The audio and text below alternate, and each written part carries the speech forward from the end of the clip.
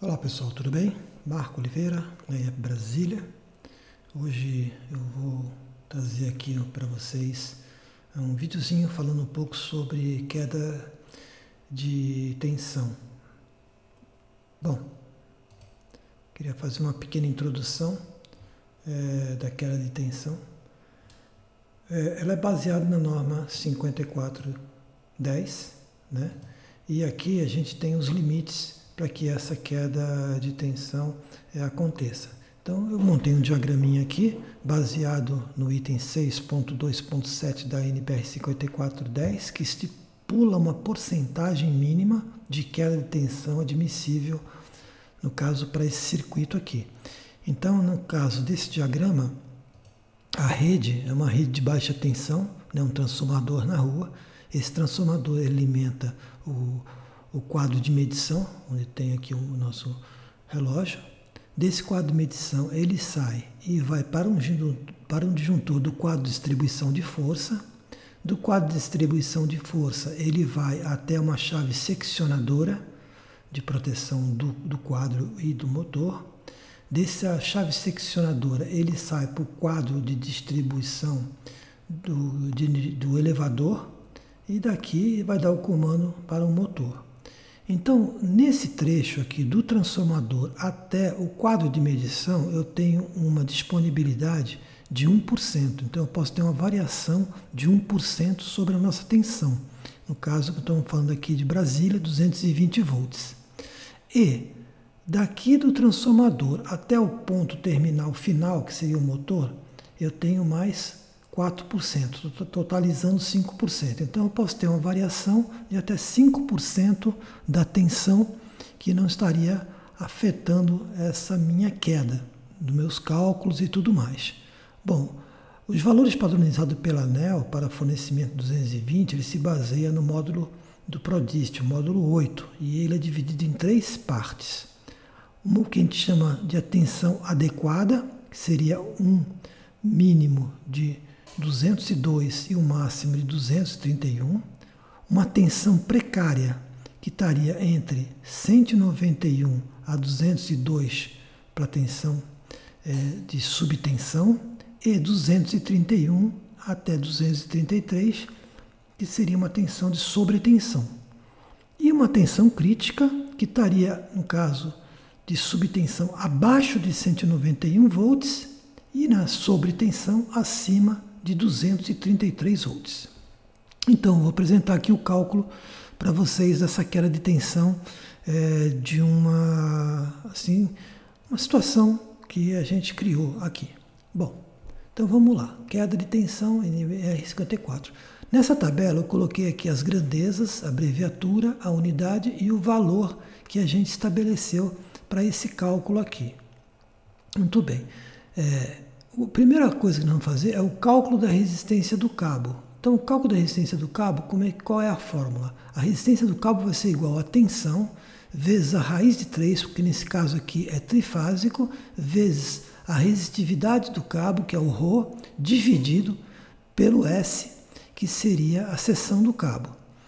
Então, nós temos aqui 220 volts vezes 1,73, que é a raiz de 3, vezes 0,0172, que é a resistitividade do cabo de cobre, que a gente está usando, dividido por 10, que é o cabo que a gente vai usar, que é o cabo de 10 milímetros nesse caso.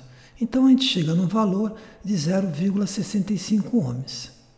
Muito bem. Agora nós vamos ver qual é a queda baseado nessa resistência do cabo que a gente vai ter. Bom, a queda é um cálculo ali de ohms simples. A tensão vai ser igual à resistência vezes a corrente. Então nós temos aqui que a resistência calculada é 0,65 ohms vezes 10 amperes, que é a corrente nominal do motor. Então, fazendo esse cálculo, a gente vai ter então 213, uma tensão de queda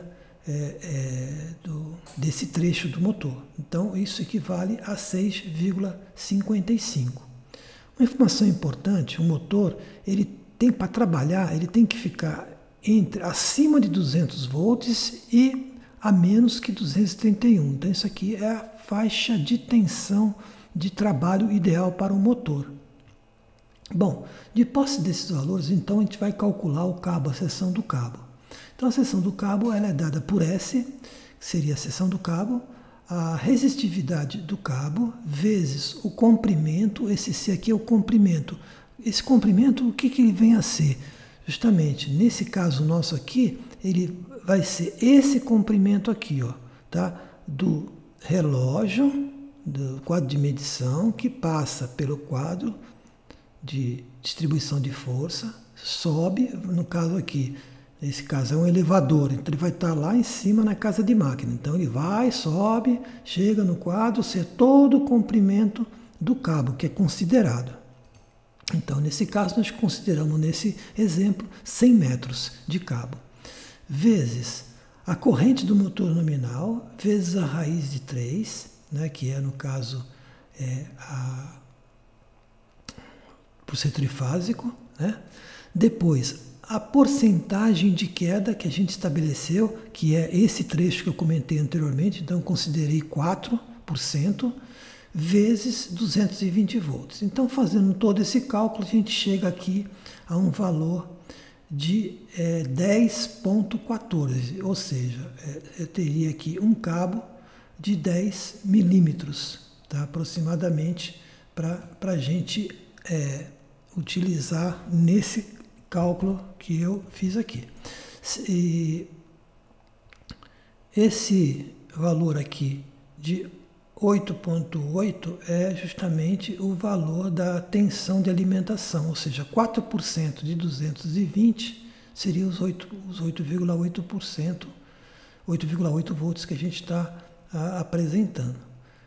Se eu alterar aqui, digamos que o cabo aqui fosse agora, a corrente nominal fosse, por exemplo, 20 amperes, vou colocar aqui 20 amperes, então eu teria aqui a mesma situação da resistência do cabo. Na realidade eu teria aqui que trocar aqui, deixa eu ver, não, aqui não precisaria trocar nada, é só aqui a seção do cabo que era 10 milímetros, né? Então eu manteria esse cabo de 10 milímetros por enquanto para fazer esse cálculo, chegaria a 0,65, eu teria uma queda de 13,09, né? Só que aí, ó, olha para quanto que vai o meu cabo, 20 milímetros, porque a corrente ela é maior, então esse cabo não suportaria, né? Então, a gente variando esses valores, por exemplo, se eu colocar aqui agora um cabo de 20 milímetros, ele já iria atender a nossa necessidade, né? Então, ficaria aqui 20 milímetros quadrados. Pronto, 20,29, 20 milímetros atenderia a nossa necessidade, né? Então, isso aqui ele já faz o cálculo automaticamente para a gente. Bom, esse caso aqui, a gente está comentando, eu peguei esse trecho aqui de um manual da Schneider, sobre o fundamento de tensão, né? Então, o que vem a ser um fundamento e quais as consequências, né? Um fundamento de tensão, conforme apresentado aqui nessa figura, a gente vem com a tensão normal, de repente a tensão diminui. Neste trecho, é uma redução da corrente alternada, a uma frequência com uma modulação de meio ciclo a um ciclo, né? No caso aqui, um ciclo. Os afundamentos de tensão costumam ser provocados por falhas do sistema e frequentemente também são os resultados de cargas ligadas com altas correntes de partida, né? No caso do motor, esse motor aqui, ele tem uma nominal de em torno de 10 amperes, tá? Que era um cliente que a gente fez o estudo. 10 amperes, como ele é partida direta, ele chega a 6 vezes esse valor, então ele chega a 60 amperes na partida. Ele chegando a 60 amperes na partida, ele acaba ocasionando esse tipo de situação, um afundamento na tensão. Então ele fala que as causas frequentes dos afundamentos da tensão incluem a ligação de grandes cargas, como é possível ver quando uma unidade grande de ar-condicionado é ativada pela primeira vez, né, que ele puxa muita corrente, e a liberação remota de falhas pelos equipamentos da rede elétrica. Em forma similar, a partida de grandes motores dentro de uma unidade industrial pode acarretar queda significante da tensão, devido a fundamento de tensão. O motor pode consumir 6 vezes sua corrente operacional normal, aquilo que eu comentei, ou mais no momento da partida.